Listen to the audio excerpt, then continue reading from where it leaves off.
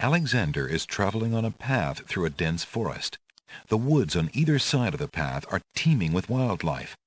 Blocking his progress north is a pond that boils with a magical intensity. A pond lies across the path. The water boils as if over some magical flame.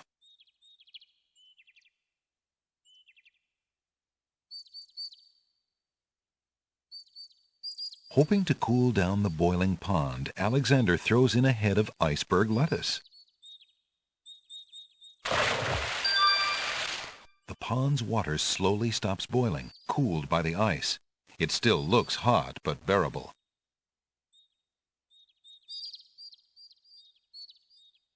An old abandoned hunter's lamp is hanging on one of the trees. Alexander wonders who might have hunted in these dense woods. Alexander decides to brave the steaming pond.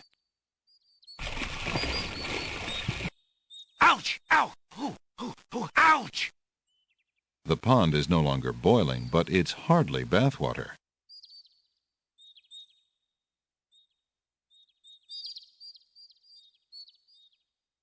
Alexander takes the old hunter's lamp from the tree. Tall, narrow trees abound on each side of the path.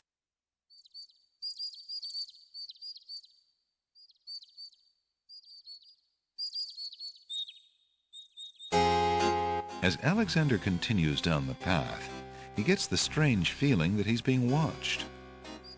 Come on over here and see what I'm doing with these flowers. Never mind that stone fella on top of the gate. He won't hurt you any. He's just there to scare you.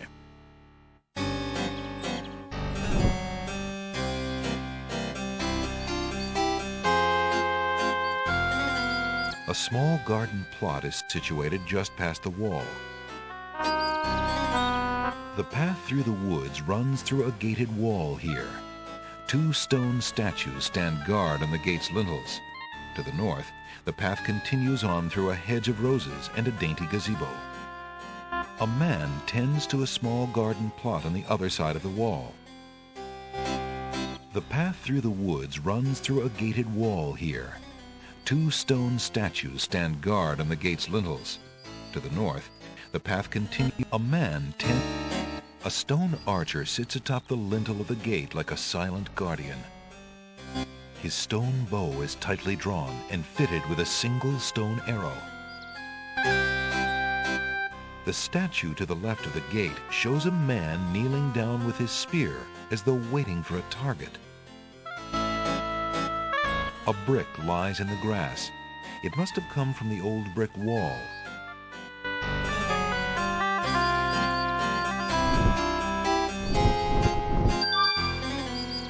Alexander picks up the brick.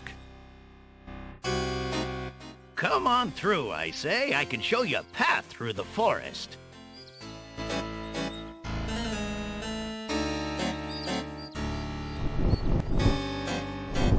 You aren't gonna listen to me, are you? Well, we'll just see about that. That's odd. The gardener just disappeared.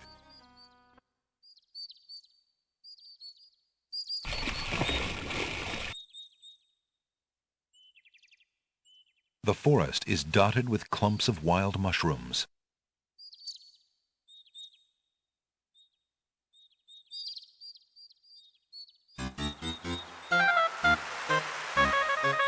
Alexander is standing at the edge of the sea on a heavily forested island.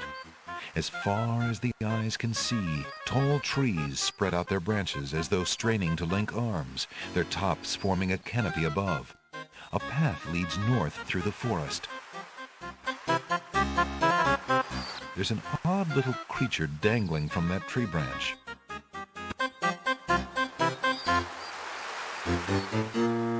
Hello, friend. Aren't you an odd-looking little fellow? I'm not odd-looking, you are. Oh, I'm sorry. I didn't realize you could speak. Speak not. Funny is, speech I am and nothing but. You speak strangely, friend. Strange, my speech is not. Eloquence I speak with. But who are you? And why are you here? Away I fly my home from. Lost I am, therefore. Has my name too? Can you guess not? It's what I do this branch with, and the way I speak of. If you're lost, perhaps I can take you home. Take me home too? Think not I do. No, you I do not. Are you sure you don't want me to try to find your home? Trust you I do not. Stay here I will.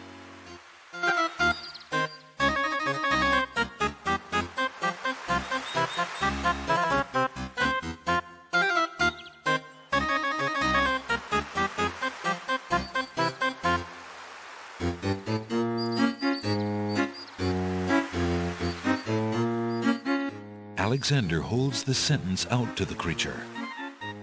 This sentence seems in need of an ending. Perhaps you could finish it? Where are you going? Where are you going? Know what I do? Where are you going to? Like you I do. Go I with you?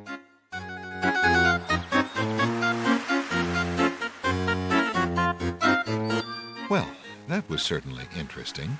It looks like Alexander now has a passenger.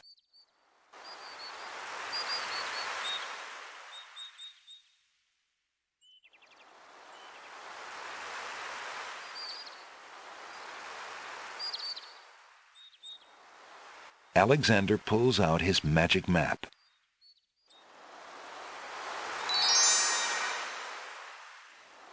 Alexander feels a strange pulling sensation.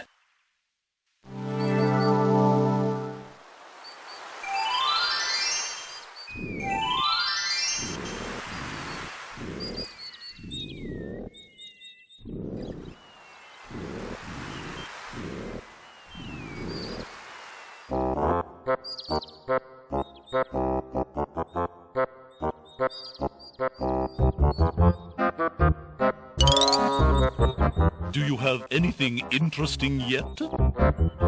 A regular abnormality? Let me see what I have.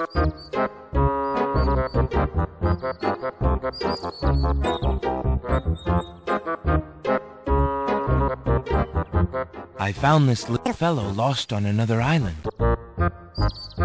Coming home I am too. There you are, you naughty boy. I told you not to leave the island. Glad I am seeing you too. A most solemn celebration.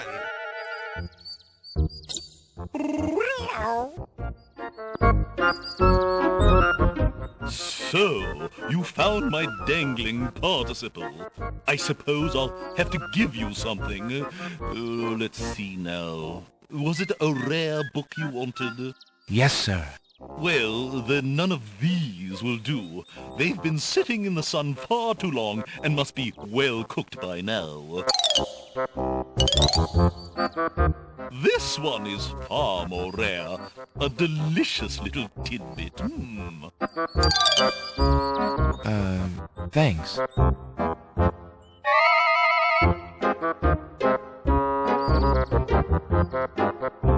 Alexander is carrying a rare book from the bookworm. The words in the binding are very faint. The something something riddle book. Alexander opens the rare book and looks inside.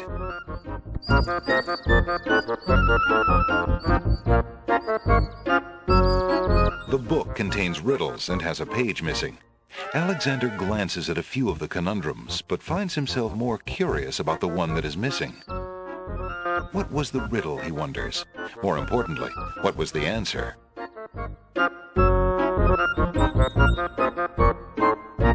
The book contains riddles and has a page missing. Alexander glances at a few. What was the riddle he wanted?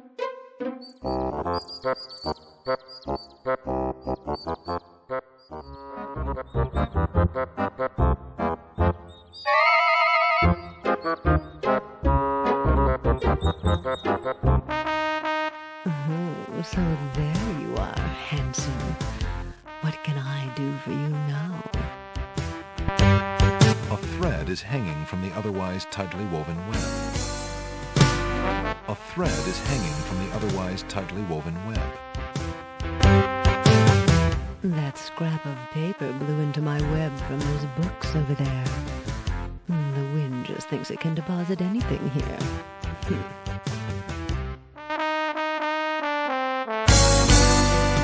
Hey! Don't touch that thread! Alexander snatches the scrap of parchment, curious to see what's written on it.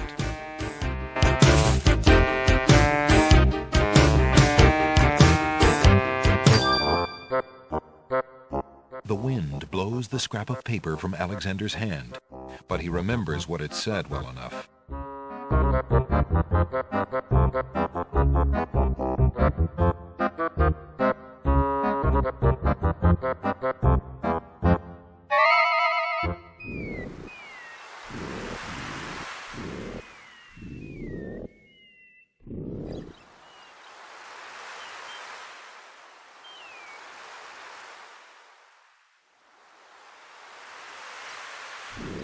Alexander pulls out his magic map.